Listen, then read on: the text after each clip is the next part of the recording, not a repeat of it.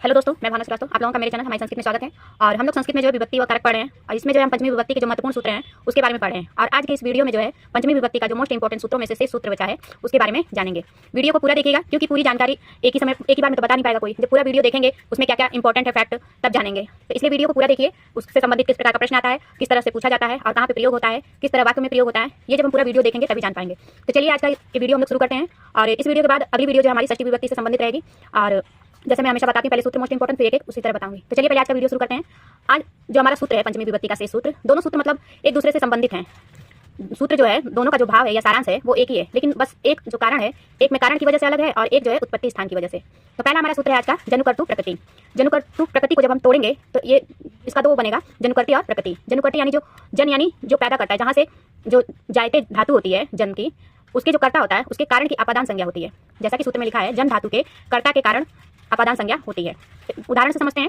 हमारा उदाहरण है ब्राह्मण प्रजा प्रजायन्ते। तो यहाँ पे जो ब्राह्मण है, यहाँ ब्रह्मा जी को कहा गया। प्रजा यानी हम जितनी प्रजाएं हैं, प्रजायन्ते पैदा करते हैं या जन्माते हैं। तो ब्रह्मा जी प्रजा को जन्म देते हैं या पैदा करते हैं। तो इसका जो कारण है ब्रह्मा जी हैं, तो कारण की वजह से जो ब्रह्मा है उसमें जो है पंचमी विभक्ति लगी है। इसी प्रकार हमारा दूसरा सूत्र है भूव प्रभव। भूव प्रभव में ये भी सूत्र जो है उत्पन्न होने की स्थिति से ही संबंध है, लेकिन इसमें क्या है, उत्पत्ति स्थान में लगेगा। इसमें जो है जनुकर्ती प्रकृति में कारण की वजह से लगेगा, लेकिन भूव प्रभव में जो है उत्पत्ति का जो स्थान है मेन, उसकी वजह से लगेगा। तो चलिए जानते हैं भूव प्रभव। इस सूत्र के अनुसार उत्पन्न होने वाले का जो उत्पत्ति स्थान होता है उसकी अपादान संज्ञा होती है। जैसे उदाहरण है हमारा हिमवतो गंगा प्रभवती। हिमालय से गंगा निकलती है या उत्पन्न होती है। तो जो गंगा है उसका उत्पत्ति स्थान क्या है, हिमालय है। तो हिमालय से उसका उत्पत्ति स्थान हुआ है, तो इसलिए भूव प्रभव से जो है हिमालय में पंचमी लगा हुआ है। दोनों सूत्र जनुकर्ती प्रकृति जन्म स्थान से ही संबंधित है। भूव प्रभव भी दोनों को मतलब कहाँ से, कारण क्या है, जन्म क्या है वो बताया गया है। लेकिन जनुकर्ती प्रकृति में जो है मेन जो कारण होता है उसमें लगता है, और भूव प्रभव में जो उसका उत्पत्ति स्थान है मुख्य रूप से उसमें लगता है। दोनों में बस यही अंतर है। जनुकर्ती प्रकृति में कारण की वजह से लगता है, जो कारण है उसमें लगेगा। अब भूव प्रभव में जो उत्पत्ति स्थान है मुख्य रूप से उसमें लगेगा। तो जैसे हमारा एक और सूत्र है, उदाहरण है कि काम से जो है क्रोध उत्पन्न होता है। तो कारण क्या है, काम है, तो कामात हो जाएगा। काम में जो है पंचमी विभक्ति लगेगा।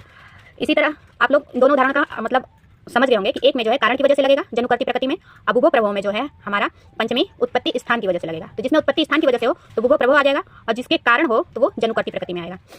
दोनों का संबंध जो है उत्पत्ति से ही है, लेकिन एक में कारण है, एक में उत्पत्ति स्थान है। इसका प्रश्न किस तरह पूछा जाता है ये भी जान लेते हैं। तो हमारा जो सूत्र है जनुकर्ती प्रकृति, ये सूत्र देके पूछ लेगा कि ये किस विभक्ति से संबंधित सूत्र है। तो ये जो सूत्र है जनुकर्ती प्रकृति सूत्र रहेगा, इसके आगे लिख देंगे पंचमी विभक्ति।